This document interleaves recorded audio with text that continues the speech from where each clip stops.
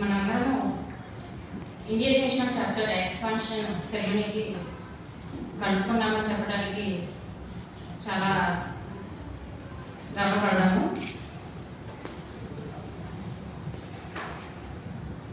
December 24, 2003 స్విట్జర్లాండ్లోని జెనీవాలోని ఐక్యరాజ్య సమితి ప్రపంచ శాంతి మరియు మానవ హక్కుల పరిరక్షణకై ఏర్పాటైన సంస్థకి ఇండియన్ నేషనల్ చాప్టర్ ప్రెసిడెంట్ గారైన డాక్టర్ కుందవరం రాజనందన్ విజ్ఞాన్ గారు రాయబారిగా నియమించబడి అతని ద్వారా మేమందరం ఇవాళ ఈ సంస్థలోకి ఆహ్వానించబడినందుకు నేను చాలా సంతోషిస్తున్నాను.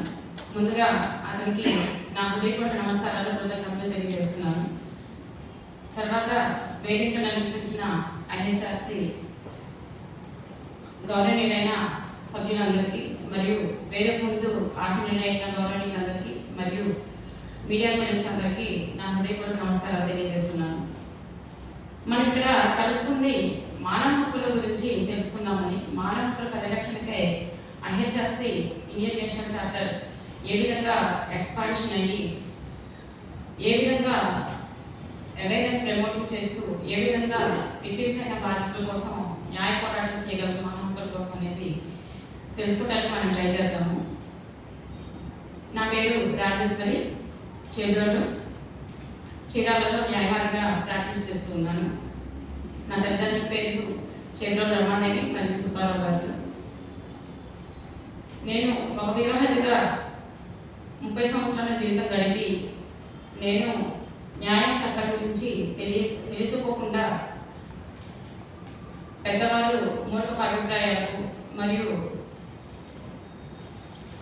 వారి న్యాయం గురించి చట్టం గురించి తెలియకుండా చేసే అభిప్రాయాలకు బలైపోయి నేను కూడా ఒక ఫ్యామిలీలో బాధితురాలుగా 30 సంవత్సరాల నుంచి బాధితురాలుగా ఉన్నాను, నేను నా బిడ్డలు.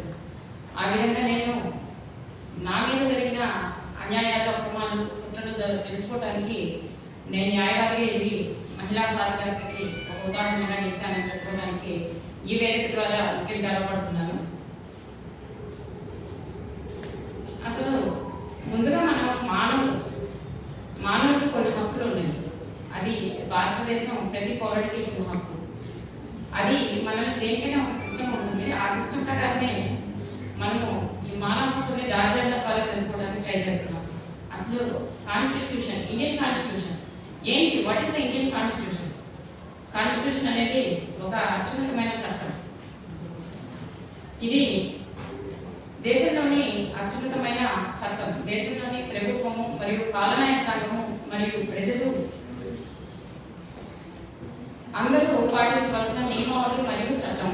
ఇది ప్రభుత్వ విధులను మరియు లక్ష్యాలను మరియు వాటికి నిర్దేశించిన పౌరుల కోసం నిర్దేశించిన విధులను మరియు పౌరులు ప్రభుత్వం వైపు ఏ విధంగా దిశానిర్దేశకంగా వారు తమ పనులను నిర్వర్తించాలి, పౌర హక్కులకు భంగం కలిగితే ప్రభుత్వం ఏ విధమైన చర్యలు తీసుకోవాలి, వీటికి సంబంధించి చర్చించే అత్యున్నతమైన నియమావళి మరియు చట్టం. ఒక మాటలో చెప్పాలంటే రాజ్యాంగం అనేది నియమ నిబంధనల సంపుటి.